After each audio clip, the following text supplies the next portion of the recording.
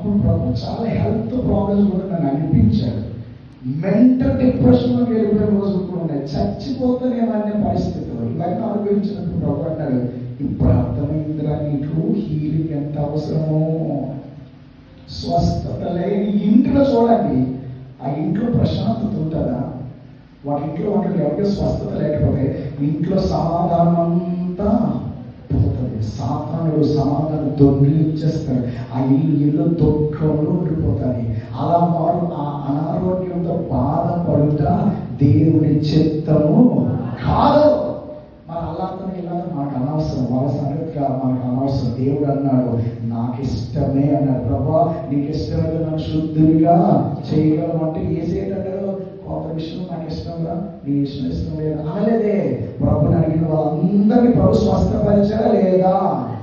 యేసుక్రీస్తు నిన్న నేడు నిరంతరము ఏకరీతిగా ఉన్నాడు. కాబట్టి యేసయ్య రక్షించువాడు, యేసయ్య స్వస్థపరిచేవాడు. హల్లెలూయా. అలా స్వస్థపరిచే అభిషేకం మీకు రావాలంటే ప్రభు సన్నిధిలో ఆ బాధలతో ఉన్న వారి తరపున నువ్వు విజ్ఞాపన చేయాలి. ఆ బాధ నీదే అని బాధ ఫీల్ అవుతాం. క్యాన్సర్ కూడా చాలా మంది టీవీలతో, హార్ట్ ప్రాబ్లమ్స్తో, బ్రెయిన్ ప్రాబ్లమ్స్తో, షుగర్లు, బీపీలు, మెంటల్ డిప్రెషన్స్తో ఎంతమంది కదా. అది మనకు అర్థమైతే దేవుని సన్నిధిలో మనం వెళ్తాం, ప్రభువా నన్ను ఆ అభిషేకంతో నింపు. అప్పుడు నీవు అడుగు పెట్టినప్పుడు అనేక జీవితాల్లో స్వస్థతలు, అద్భుతాలు దేవుడు జరిగిస్తాడు. అనేకులకు విడుదల దేవుడు ఇస్తాడు.